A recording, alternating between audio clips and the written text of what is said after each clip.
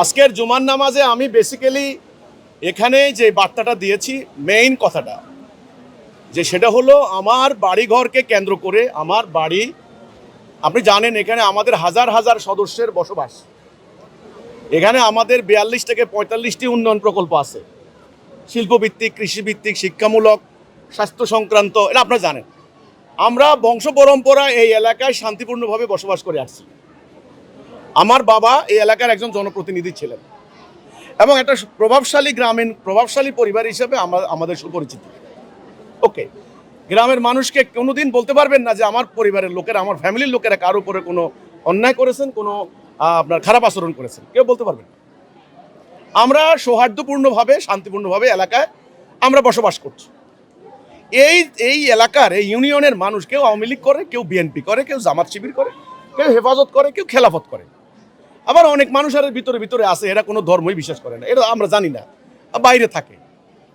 এখানে ঈদের নামাজ যখন হয়, ওই আমাদের স্কুলের সামনে একটা জামাত হয়, ভুঁইয়াবাড়ি একটা জামাত হয়, আমাদের এখানে বাজারের মধ্যে মসজিদে একটা জামাত হয়, আমাদের স্কুলে একটা জামাত হয়। ঈদের জামাতে যে যার মতো যায়। জুমার নামাজ হয় গ্রামের মধ্যে কয়েকটা মসজিদে জামাত হয়, আমাদেরও জামাত হয়।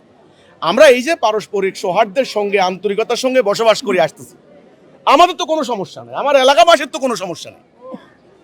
আজকের জুমার দিনে আমি যেটা বলেছি, একটা উগ্রবাদী গোষ্ঠী, মব সৃষ্টিকারী গোষ্ঠী, এরা পরিকল্পিতভাবে বাংলাদেশের স্থিতিশীলতা নষ্ট করতে চায়, বাংলাদেশকে আন্তর্জাতিকভাবে একটা উগ্রবাদী রাষ্ট্র হিসেবে তুলে ধরতে চায়।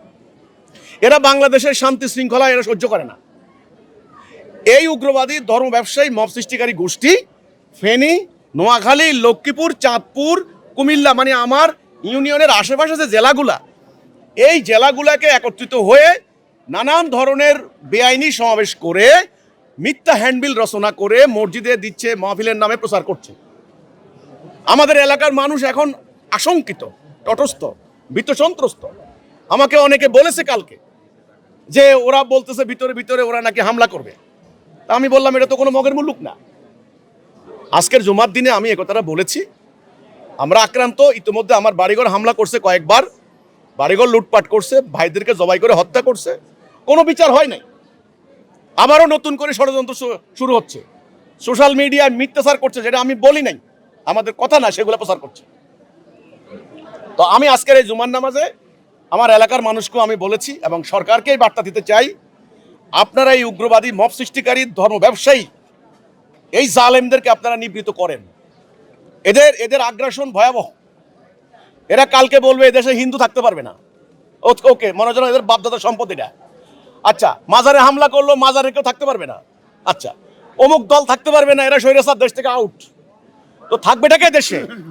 আমার কথা হলো, এই দেশের প্রত্যেকটা মানুষের বাক স্বাধীনতা, মানবাধিকার, ন্যায় বিচার পাওয়ার অধিকার আছে। কেউ যদি অন্যায় করে, হিন্দু হোক, রাজনৈতিক দল হোক, আলেম ওলামা হোক, হিজবুত তৌহিদ হোক, অন্যায় করলে আইনের দৃষ্টিতে তাকে আইনের আওতায় আনেন।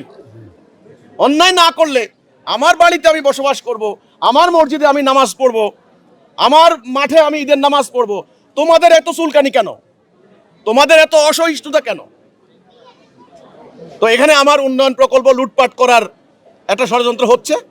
আমাদের সদস্যদেরকে অলরেডি তাদের এই মিথ্যাচারে আশেপাশের অন্তত 10-15 জনের উপর হামলা হয়েছে। ফেনী হয়েছে, সোনাইমুড়িতে হয়েছে, গতকালকে 2 দিন আগে আমার গ্রামে আমার মৎস্য খামারের ম্যানেজার, তাকে কিন্তু পিটিয়ে আদামরা করে কিন্তু তারা লাশ মনে করে তারা ফেলে দিয়ে চলে গেছে। এটা নিয়েও কিন্তু আমরা এখন কাজ করছি। কাজেই এটা কিন্তু আশকারা দেওয়া হচ্ছে, কিন্তু একটা শান্তিপূর্ণ এলাকা, একটা সৌহার্দ্যপূর্ণ এলাকা, ঐক্যবদ্ধ এলাকা, এটাকে অরাজকতা কায়েম করে দিচ্ছে ওরা। এই জন্য আজকের বার্তা হলো এই, সরকার এদেরকে আইনের আওতায় আনবেন এবং এলাকার ধর্মপ্রাণ মুসল্লিদের কাছে আমার আবেদন, সারা বছর বলেছে আমার বাড়ি নাকি গির্জা বানানো হচ্ছে, এত বড় মিথ্যা কথা, মিথ্যাবাদী। আজকে জুমার নামাজ হচ্ছে, সে মসজিদ ধ্বংস করার জন্য তোমরা আয়োজন করছো, তাহলে তারা কি?